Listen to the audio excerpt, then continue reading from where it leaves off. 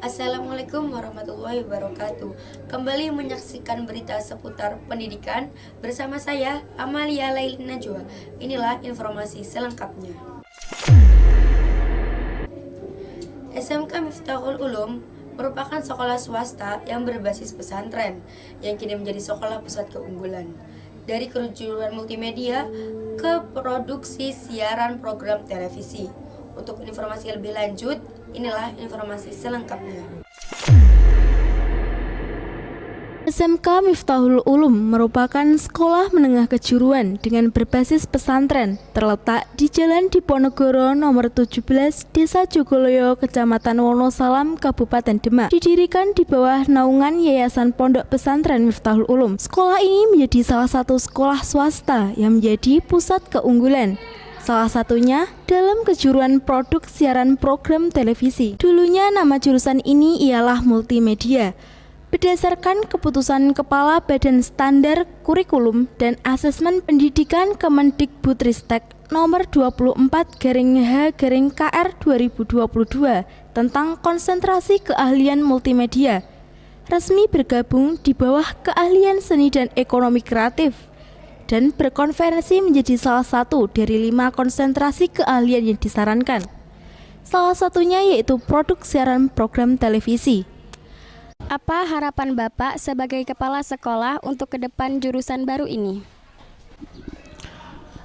Ya, terima kasih sebelumnya. Sebelum saya menjawab atas pertanyaan tersebut, saya akan bercerita adanya jurusan baru yang ada di sekolah kami, yaitu SMK Miftahul Ulum Boarding School, yaitu produksi dan siaran program televisi.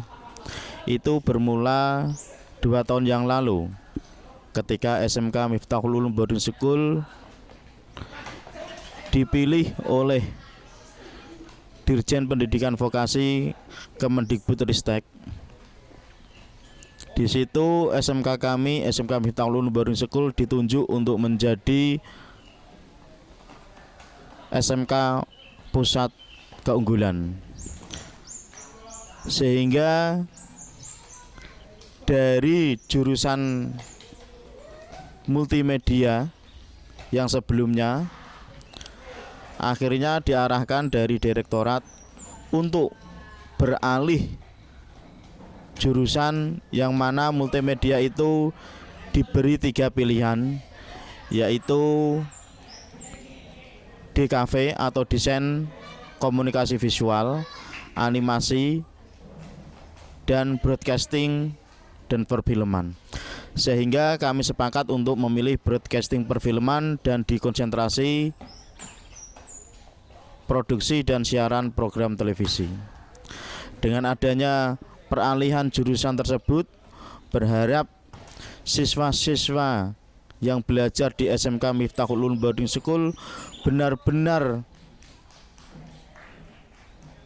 bisa menuangkan ide-ide kreatifnya, keterampilannya sesuai dengan passion mereka, sehingga mereka bisa berkreativitas tidak hanya di belakang layar, akan tetapi juga di depan layar, mempunyai mental, mempunyai bakat yang di situ, bakat-bakat yang terpendam. Dengan adanya program siaran dan program televisi tersebut, anak-anak menjadi lebih hebat, menjadi lebih kreatif atas apa yang ada di passion mereka. Karena sebelumnya itu anak-anak banyak yang mahir di belakang layar, akan tetapi ketika di depan layar tidak berani. Dengan adanya program ini membuka ruang baru, membuka bakat baru, membuka keterampilan baru kepada anak-anak, sehingga anak-anak benar-benar diasah sesuai dengan passionnya, yang menjadi penulis skrip, yang menjadi desainer, yang menjadi pengisi acara, yang menjadi presenter, apapun semua itu bisa dituangkan di dunia film, di dunia program televisi tersebut, sehingga ketika keluar menjadi alumni, menjadi lulus dari SMK Miftahul Ulum Boarding School ini sudah mempunyai bekal untuk tampil di masyarakat, untuk tampil di perusahaan, untuk tampil di negara Indonesia ini, sehingga benar-benar sesuai yang diharapkan oleh pemerintah, yaitu mempunyai generasi-generasi yang hebat, generasi-generasi yang handal. Mungkin itu sedikit dari saya. Terima kasih.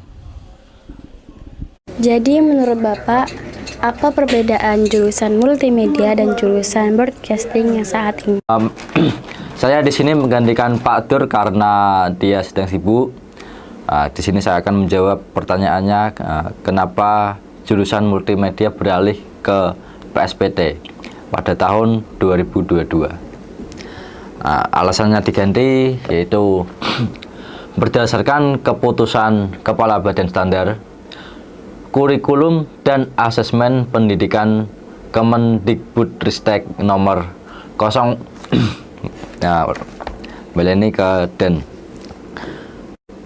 Berdasarkan keputusan Kepala Badan Kurikulum dan Asesmen Pendidikan Kemendikbudristek nomor 024 HKR 2022 tentang konsentrasi keahlian SMK atau MAK pada kurikulum merdeka. Kompetensi keahlian multimedia resmi bergabung di bawah bidang keahlian seni dan ekonomi kreatif dan berkonversi menjadi salah satu dari 5 konsentrasi keahlian yang disarankan, yaitu yang pertama ada desain komunikasi visual atau biasa disebut di kafe. Yang nomor 2 ada animasi. Yang nomor 3 produksi dan siaran program televisi. Yang nomor 4 ada produksi film, dan nomor 5 ada pengembangan game.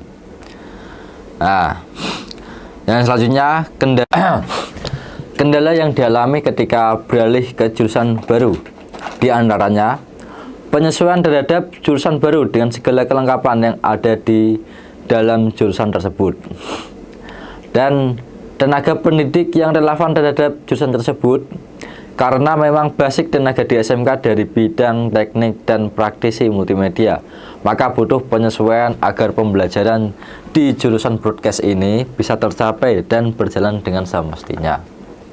Sebenarnya tidak ada syarat khusus yang diterapkan untuk beralih ke jurusan tersebut, tetapi hanya butuh kesiapan sekolah dalam melaksanakan jurusan tersebut, disertai dengan kelengkapannya, baik perangkat ajar, bahan ajar maupun peralatan praktek yang dibutuhkan. Ada beberapa hal yang harus dilakukan dan dipenuhi, di antaranya pengajuan pemerintah melalui pusat bantuan program pemerintah. Tentunya dalam pengajuan tersebut banyak persyaratan yang harus pengajuan pemerintah melalui pusat bantuan program pemerintah. Tentunya dalam pengajuan tersebut banyak persyaratan yang harus dipenuhi agar pengajuan tersebut dapat diterima dan dikabulkan, seperti jumlah siswa, kerjasama industri, jurusan yang diajukan, dan lain-lain. Dengan adanya konsentrasi keahlian ini diharapkan dapat menumbuhkan kreativitas, mengasah kepekaan estetis dan teknis, dan sensitivitas terhadap lingkungan sosial masyarakat, fenomena alam, dan lingkungan kehidupan, dengan membekali peserta didik pengetahuan, keterampilan, dan sikap sesuai dengan passion, minat, dan bakatnya yang terkait dengan konsentrasi keahlian serta perkembangan teknologi komunikasi audiovisual. Ya, terima kasih. Sekian. Assalamualaikum warahmatullahi wabarakatuh. Akhirnya pada tahun 2022 jurusan ini beralih dari multimedia menjadi produk siaran program televisi. Di kejuruan baru ini, siswa nantinya lebih difokuskan dalam program penyiaran televisi, yaitu mulai dari produksi. Ada proses praproduksi, produksi, dan pasca produksi dalam produk penyiaran program televisi dengan segala kelengkapannya. Namun untuk siswa kelas 10, di awal jurusan akan diajarkan terlebih dahulu terkait dasar broadcasting dan perfilman, seperti dasar tata cahaya, tata kamera, editing, fotografi, dan masih banyak lagi. Selanjutnya, siswa akan mempelajari pekerjaan lanjutan yang terkait dalam program penyiaran televisi. Di antaranya terdapat sutradara, penulis naskah, kameramen, editor, fotografer, dan pengisi suara. Selain fasilitas gedung atau ruangan, di SMK Miftahul Ulum ini juga dilengkapi dengan berbagai peralatan praktek penyiaran yang lengkap, seperti berbagai kamera foto dan kamera video, seperti kamera Sony NX200 yang digunakan untuk pengambilan syuting. Spesifikasinya bisa merekam multiformat dengan CAVC 4K, HD, dan DV. Selain itu juga ada beberapa macam jenis lighting, switcher, mixer audio, drone, laptop metaverse, lensa fix, dan komputer editing, dan masih banyak lagi. Untuk beralih kejuruan dari multimedia ke PSPT membutuhkan banyak persiapan dan kelengkapan untuk menunjang pembelajaran kejuruan. Salah satunya lab baru. Apa saja yang ada di dalamnya? Yuk kita cari tahu. Di sana sudah ada rekan saya, Desin Lailunjana, yang akan mengajak kalian semua mengenali ruangan tersebut. Kepada Desin Lailunjana, kami persilahkan. Assalamualaikum warahmatullahi wabarakatuh. Halo guys, sekarang saya berada di SMK Pusat Keunggulan Miftahul Ulum Boarding School Jogoloyo Demak, tepatnya di laboratorium baru PSPT. Untuk mengetahui apa saja di dalamnya, yuk jump ke dalam. Nah, untuk beralih ke jurusan multimedia ke jurusan PSPT televisi ini, kita membutuhkan kesiapan ketangkapan praktek siswa nantinya.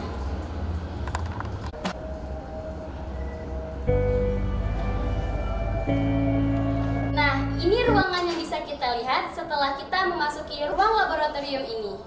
Ini adalah ruang editing. Di sini terdapat 28 unit komputer dengan kapasitas tinggi. Biasanya para siswa belajar di sini dengan software, yaitu seperti CorelDRAW, Photoshop, dan Vegas.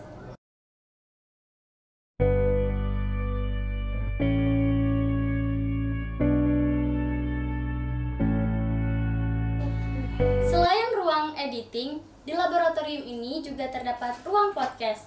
Biasanya para murid mengerjakan tugasnya di dalam podcast ini atau membuat konten untuk para tamu yang akan diundang.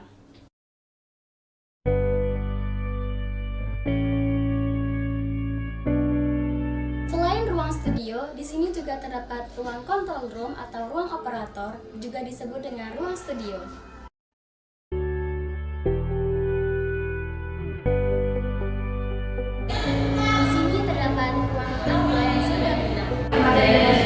Dan ini adalah ruang studio yang sangat serbaguna. Di sini terkadang digunakan untuk sebagai foto, mengerjakan tugas, dan lain sebagainya.